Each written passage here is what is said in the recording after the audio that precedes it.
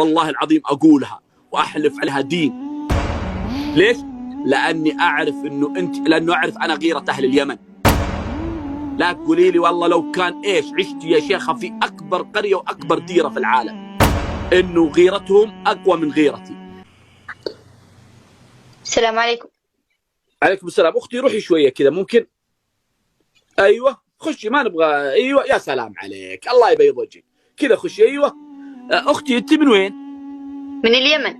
من اليمن. انت الان اختي، انا بقول لك كلمتين وان شاء الله انها تنفع فيك باذن الله. انت فيك خير وفيك بركه يعني باذن الله تعالى انك محبه ايضا للخير. بس اختي مو كويس انك انت تتمشين بالبثوث، ترى في ناس ممكن انك لا انت... انا قاصداك، مش بمشي والله. قصداني؟ ايوه. لا انا قاصدك، مش بمشي والله. طيب الان انا بسالك سؤال. انت ايش الهدف من انك انت تظهرين في البثوث بالطريقه هذه؟ ايش الهدف؟ اشارك مواهب مختلفة مع اصدقائي. ما عندهم مشكله؟ ما عندهمش مشكلة لأني ما بطلعش بسوي حاجة عيب، يعني فاهم علي؟ بس طيب انت الان بسالك سؤال. احنا قلنا خلاص ما دام كنا اخوانك وقول راضيين، هل انت الشيء هذا لو مت مثلا الان على الشاشه قدام الناس، هل هذا الشيء مناسب انك انت تقابلين الله فيه؟ لانه الرسول عليه الصلاه والسلام يقول من مات على شيء بعث عليه. زي ما قلت لك أنا عندي محتوى، أنا بطلع مواهب. بس فأنا مش عارفة هل هو صح ولا غلط. نتكلم معك مو بنتكلم يعني عشان افوز عليك ولا احنا نوصل يعني لشغله او اخرى، لكن احنا نبغى نعلمك لان انت زي واحده من خواتنا الان جايه في البثوث وتلفين وطالعه بكامل زينتك. حلو؟ لما انت تجيب بالطريقه هذه احنا ما نرضى اصلا على اهالينا ولا نرضى على خواتنا انه يظهرون بالطريقه هذه. فانت لما تظهرين بالشكل هذا، اولا انت شيء يغضب الله وشيء يغضب رسوله، وانت مسلمه تشهدين لا اله الا الله وان محمد رسول الله، ومن اليمن اهل دين واهل خير.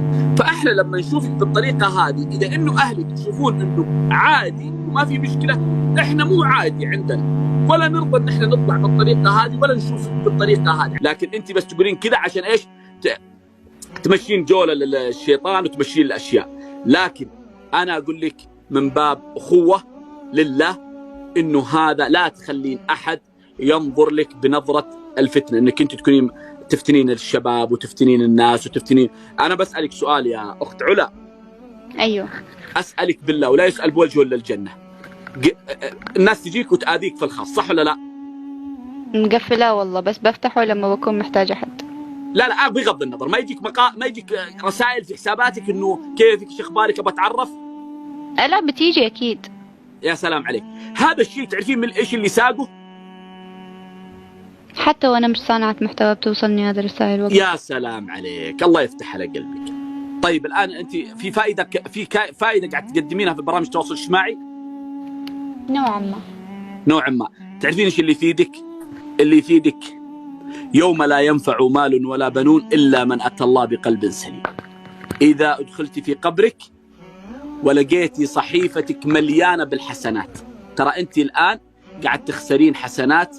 أنا طبعا ما بقول لك انه انا اعلم بعلم الغيب، لا لا لا، يمكن انت عندك عمل عند الله ما الله به عليم، ويمكن انت عند الله احسن من كثير من الناس، لكن انا اقول لك لا تضيعين حسناتك باشياء بسيطه قاعد تسوين في برامج التواصل الاجتماعي حتى تصلين الاشياء. انا ما بدخل معك في موضوع الصلاه وانت ما تصلين وانت ما تبغين وانت ما تفعلين، لكن انا اقول لك انت لا تقابلين الله الا وانت مرتاحه نفسيا. والله البرامج التواصل الاجتماعي هذه تقعدين كذا السلام عليكم اقدم لك محتوى، تعرفين ايش يسوون اللي في البثوث؟ ايش يسوون؟ يطالعون فيك كذا، يصورونك، يقعدون يتفرجون فيك، يقعدون وانت تاخذين اثر. ولا تزر وازره وزر اخرى. والله يسالك عن كل شيء. ليه؟ لانك انسانه قاعده تاخذين آثام من الناس وقاعد هذه فتنة واضحة. تخافين الله ولا غيرك كان قال لا ما عاد أبغى، يا سمحتي أنا بروح أفلها، لكن أنت تحبي الخير. ما دام تحبي الخير خلاص الموضوع سهل، فقط أنك أنت تغيرين. أنا بس أقول لك لله، تبغين تغيرين بكيفك، كل نفس بما كسبت رهينة، ماني مسؤول عنك. انت تبغي تغيري، ما تبغي تغيري ترى بقفل الكومنت وبطلع.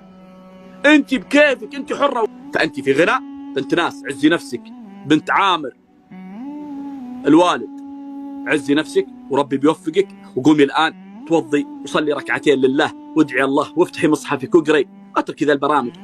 جبت المصحف هذا عشان أقول هذا كلام الله هدية لك عنك وعن والديك وذريتك ومن له حق عليك وكل متابعينك. هذا وقف يروح باسمك لجنوب أفريقيا أو شرق آسيا وحد الدول العربية.